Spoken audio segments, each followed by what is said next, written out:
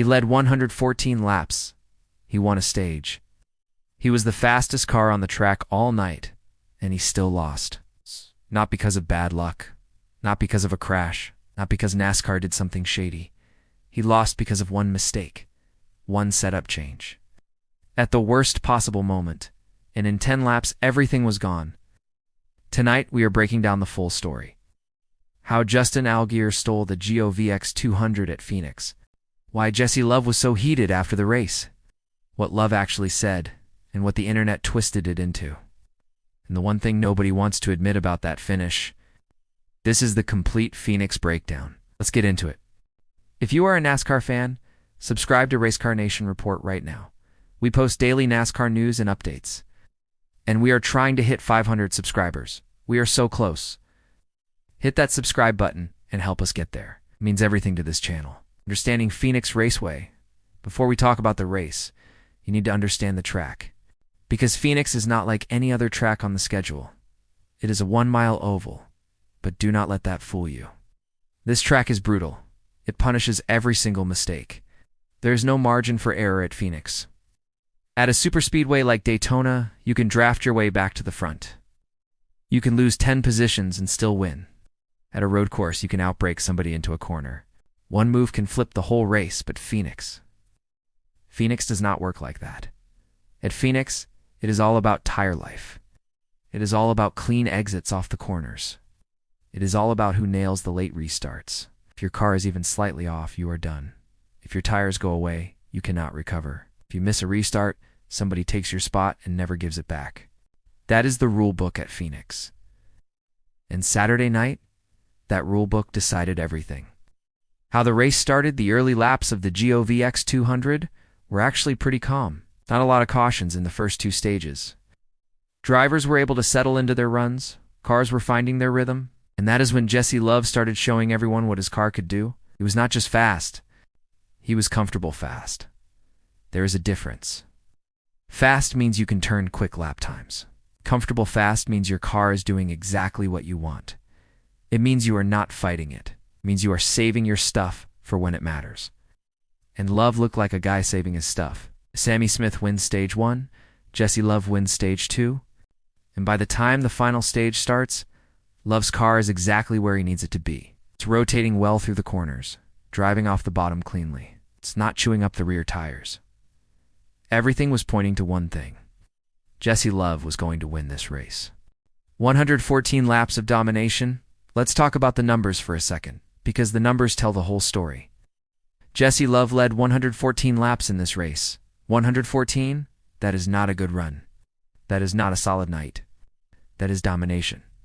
When a driver leads 114 laps on a 1-mile track, he owns that race. He's controlling the pace. He's controlling the restarts. He's controlling where the field goes. Love was doing all of that. For most of the night, nobody had an answer for him. Not Sammy Smith, not the veterans in the field, and for a while not even Justin Allgaier. But Allgaier is not just anybody. He is a 29-time winner in this series. He has won in 10 straight seasons, more than anyone ever. He does not panic. He does not rush. He waits. And with 15 laps to go, his wait was about to pay off. The turning point, 15 laps to go. This is the moment everything changed. Love takes the lead on a restart with 15 laps to go. The whole crowd leans forward. Everyone knows what this means. If Love can survive 2 more restarts, he wins. If he keeps the car clean, he wins. If he just does what he has been doing all night, he wins. Simple math. But Allgaier is right there on his bumper, and he is not just sitting there, he's pushing Love. He is pressuring him every single lap. He is forcing Love to defend. He's waiting for the smallest crack, and then it happens. With about 10 laps to go, Allgaier finds a way through. Gets to the outside, he makes the pass. He takes the lead. The second he got to the front, the race was over. Why Love could not get it back, this is the part people do not fully understand. Once Allgaier had the lead, Love was in a nightmare situation. Allgaier now controls the air. Allgaier now controls the preferred line. Love has to be the aggressor. And at Phoenix, being the aggressor is dangerous, because to make a move, you have to push your tires harder. And when you push your tires harder at Phoenix, they go away fast. Love was right on Allgaier's bumper. He could see the back of his car, but he could not move him. Every time Love tried to set something up, Allgaier blocked it. Every time Love looked for an opening, Allgaier closed it. Allgaier was not just fast, he was smart fast. And that is why the final margin looked comfortable. Not because Love gave up, but because Allgaier made it impossible. Allgaier wins the GOVX 200, his 29th career win. Ties Matt Kenseth for 8th all-time in series wins. A win in 10 consecutive seasons, the most in series history. Love's post-race reaction now. Here's where the second storyline starts. Jesse Love did not walk into that post-race interview smiling. He did not talk about what a great battle it was. He was frustrated, visibly frustrated, and he was honest about it. He said, and I am going to read this exactly. I think the only real misstep we really had was just tightening up their beginning of stage. 3 kind of put us behind. That is a clean and honest driver answer. He's not pointing fingers at anyone else. He is saying we changed something on the car, did not work, and it cost us at the worst possible time. Setup change at the start of stage 3. Something small. Something that seemed like the right call in the moment. But it made the car tighter. A tight car at Phoenix, especially late in a run, is a problem. That one decision changed the whole ending of the race. The quote that set the internet on fire, but then Love said something else. And this is the quote that made everything explode online. He said, "If I show up to run second and just collect points, that's not why I'm here. Yeah, just beyond frustrated with myself. I don't even know what to say. I'm just upset with myself." Read that again. He said frustrated with myself. Not frustrated with Allgaier. Not frustrated with NASCAR. Not accusing anyone of anything. He is a competitor. He knows he had the fastest car. He knows he led 114 laps. And he knows he still did not win. That kind of honesty is rare in motorsport. Most drivers give you the PR answer after a tough loss. Love did not do that. He told you exactly how he felt. But the internet does not care about context. The internet saw a frustrated driver after a latrous loss, and they ran with it. The cheating and rigging conversation, this is the part we need to address directly, because it got loud online after Phoenix. People were saying Allgaier's win was suspicious. They were saying the late cautions were convenient. They were saying Love got blocked illegally. They were tying it into the broader cheating conversation that has been swirling around NASCAR already. And look, I understand why fans go there. When your driver leads all night and loses in the final 10 laps, it feels wrong. It feels unfair. It feels like something happened that should not have happened. But here is the reality. NASCAR inspection after the race clean. No issues found. No violations. Nothing. Allgaier won it legally. He won it by being better in the exact moments that mattered most. And here is the irony. The part of the race that feels most unfair to Love's fans is actually the most NASCAR part of the whole night. Phoenix has always been this way. It rewards the team that makes the best latrace adjustments. It rewards the driver who times the restart perfectly. It rewards patience over 150 laps of speed. That is not rigged. That is Phoenix. What Allgaier said after the win, let's talk about Allgaier's reaction. Because it is important. He did not act like he got away with something. He did not downplay what Love did all night, he said. So proud of this team. It wasn't for lack of adversity. It seems like those are the ones that are big for us. I cannot say enough about this team. It never gets old winning. His team rallied and never gave up. That is a guy who knows his team had to fight for it. He is not saying he dominated. He is saying they survived the chaos and still executed.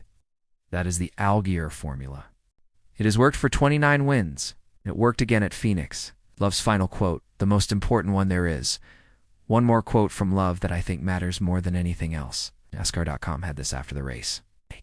Love said, "The last restart, I thought it went exactly how I thought it was going to go.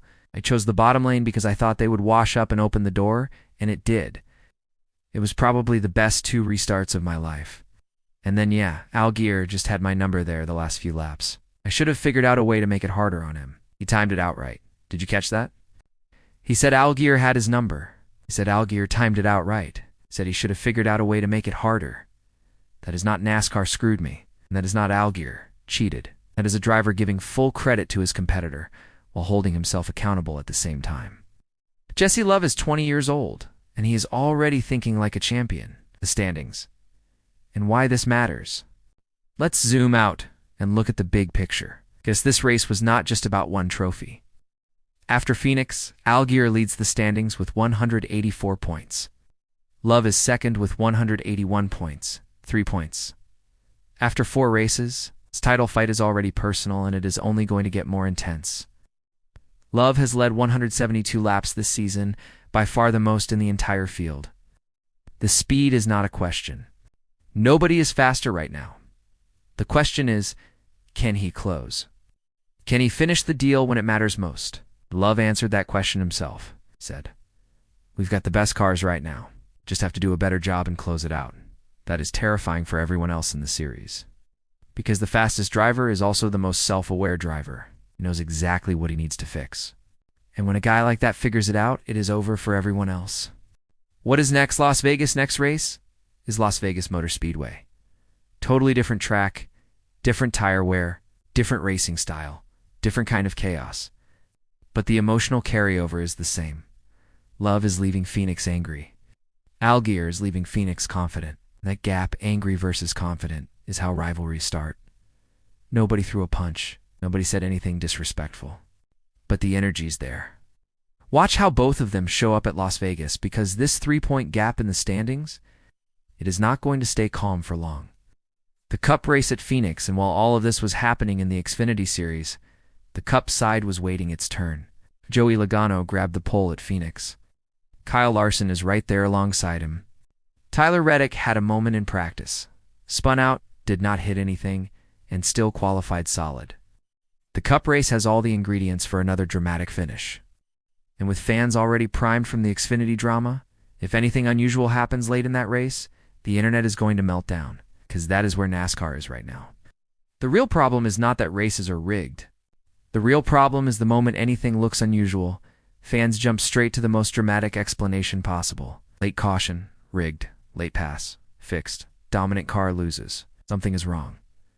NASCAR has to manage that narrative. Not by changing how races are run, but by being transparent enough that fans trust what they are seeing. Final thoughts? So here's the Phoenix story in full. Jesse Love leads 114 laps, wins a stage. It's like the guy to beat all night.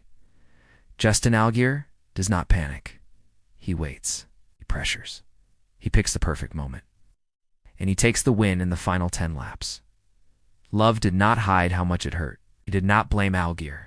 He did not accuse NASCAR of anything. He just said, "I had the cars, and I did not close it out." And that frustration? That is going to follow this title fight all season long. I want your honest take. Was this just a classic Phoenix finish? Late restart? Late pass? Late blocks? Or do you think NASCAR has created a climate where fans scream shady the second their driver does not win? Drop your thoughts in the comments below. I read every single one.